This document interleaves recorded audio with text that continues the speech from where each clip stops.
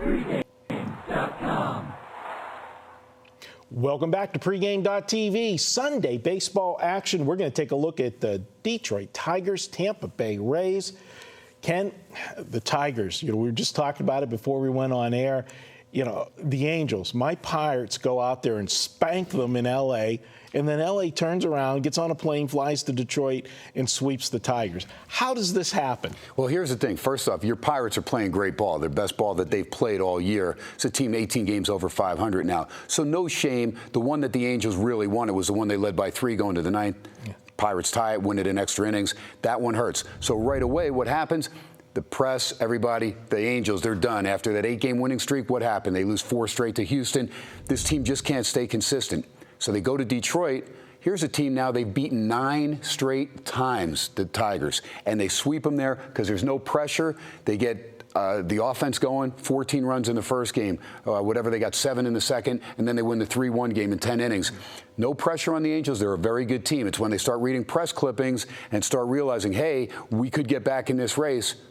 We'll see what happens. They go to Houston again this weekend. They need to take 2 out of 3. Really, they need to sweep Houston. But if they take 2 out of 3, then they've got 5 out of 6. You never know in baseball.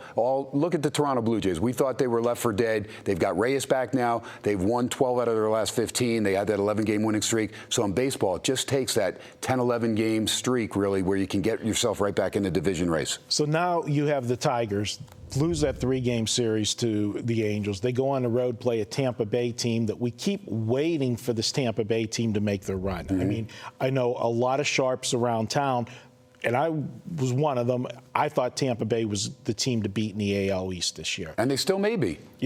But I'm waiting for them to, to put that right. Every time they put something together, you think, okay, here it is. Then they go and, lose 3 out of 4 or 4 out of 6. They're currently on a little winning streak. They've won 3 of their last 4 heading into Friday night's action. But they're going to be facing a pitcher on Sunday, Porcello. I mean, this guy's been a piñata the last couple starts. He's been getting beat up bad. He's last 2 starts, he's only lasted 10 innings, and he's given up 19 hits, 2 walks, and 13 runs in 10 innings of work.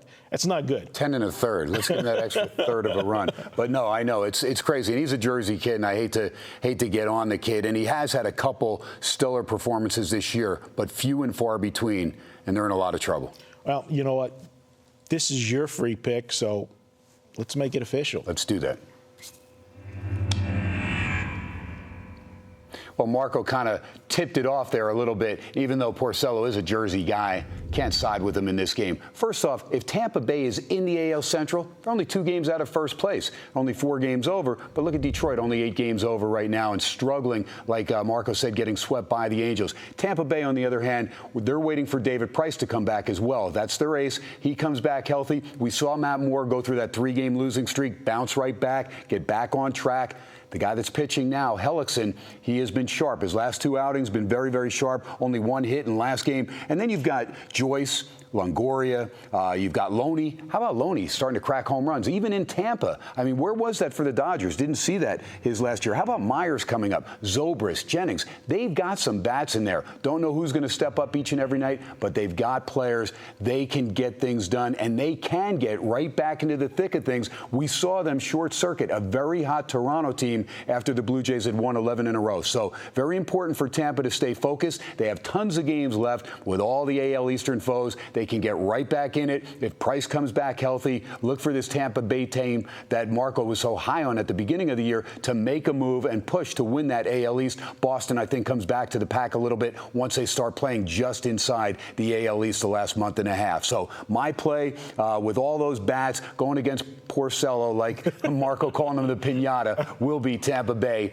plus money. And I don't know, they'll probably be a little bit of a favorite there against Porcello, but I still like it. No problem. One thing you always got when you're going against going against Detroit is even if Porcello somehow has a good game and takes you into the 7th or 8th, you've still got a shot when you go to the bullpen with the Tigers. So, there you go. He's got Tampa Bay. I got to agree with him on that one. We're going to be right back with my last free pick for the weekend. We're going to take a look at the San Francisco Giants at Coors Field. Hopefully they'll be having a couple cold ones if I'm on the right side of this one. That's up next, pregame.tv.